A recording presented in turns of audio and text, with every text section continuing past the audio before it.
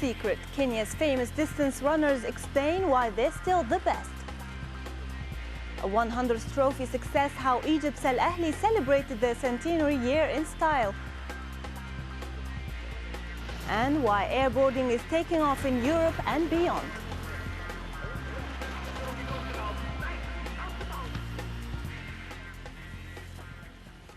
Welcome to Sportsworld, Al Jazeera's regular look at sport around the globe. The African nation of Kenya has a reputation for producing an incredible number of top distance runners. But what's their secret? Al Jazeera's Joanna Gazarowska traveled to Kenya's high-altitude Rift Valley to find out more. Stanley Tanui is like every other Kenyan teenager. He works hard at school and enjoys time with his friends.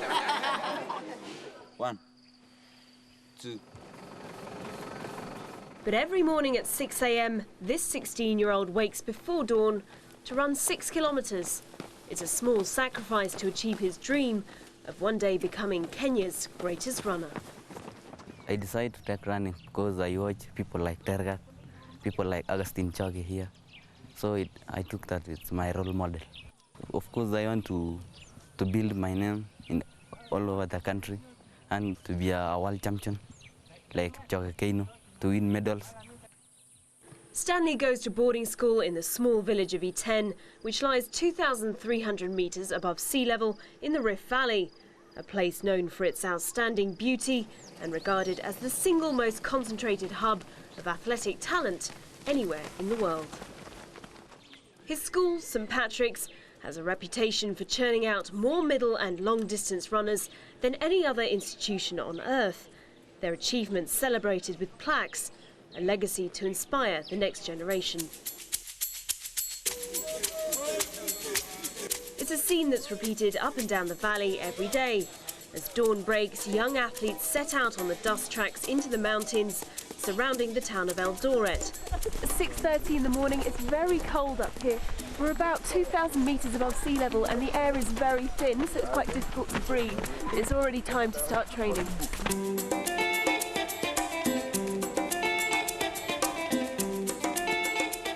This group of young men and women from around Africa are based at the High Performance Training Centre.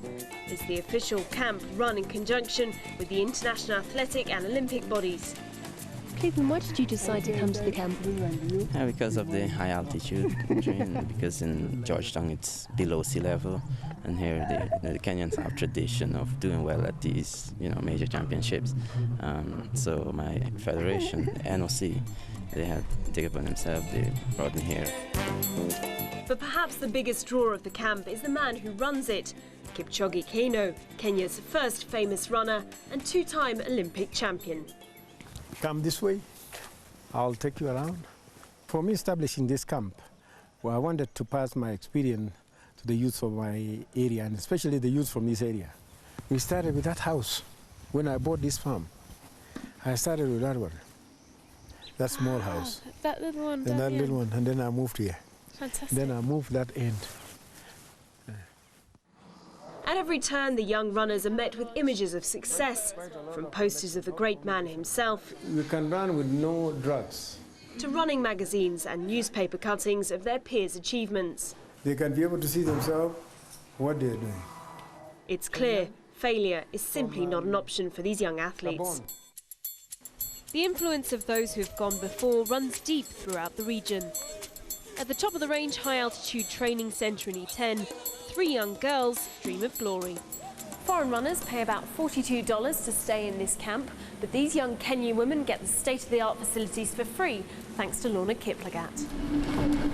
The Dutch runner, who was born in Kenya, has set up a foundation to help local girls follow in her running shoes. I like running because I see the runners like Lorna Kiplagat. She has done marvelous things to this place. You can see Iten, you can see sightings in Iten.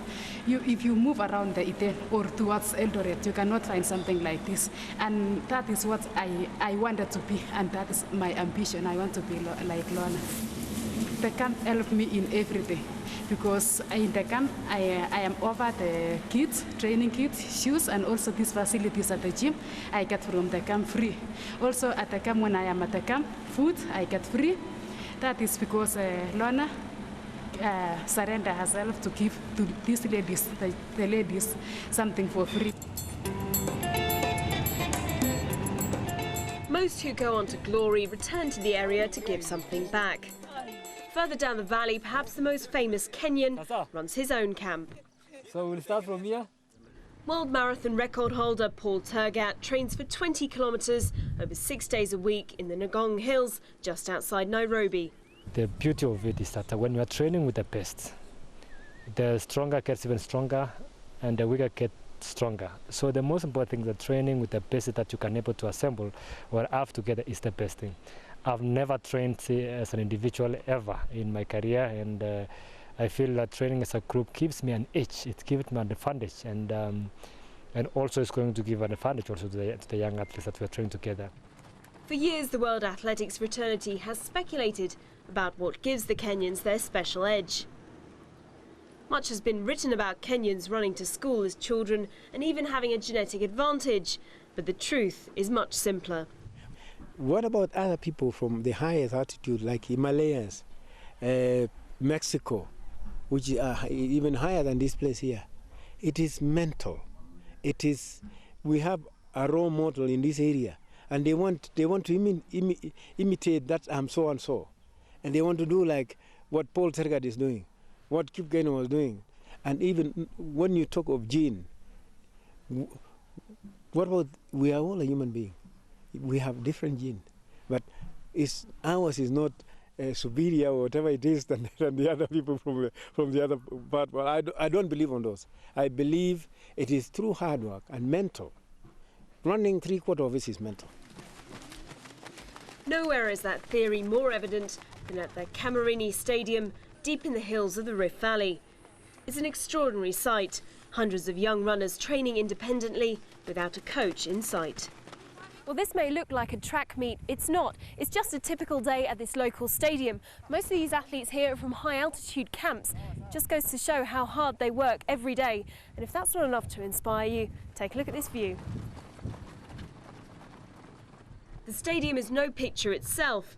The stands have seen better days. The track is dusty, and occasionally the local cows can disrupt one's rhythm. But none of this really matters to the young brigade.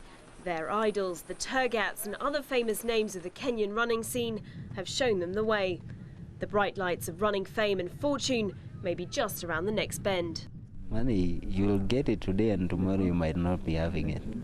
But if you win that medal, you'll always remember this medal, I got it from where. So I think the medal, it's better.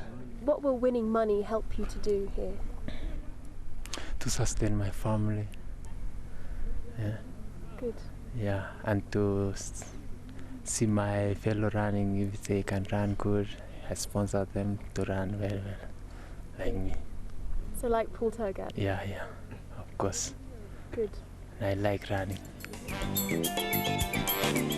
Whatever the individual reason, it's clear the message is that there's no secret or antidote to hard work. A fact not lost on Stanley, as he dreams of one day seeing his name among the greats. Joanna Gajarowska, Al Jazeera, Kenya. As ever, you can keep up to date with all the latest sports news on our website, aljazeera.net/English. Stay with Al Jazeera because coming up, we'll take a look at the most popular and successful football team in the Arab world.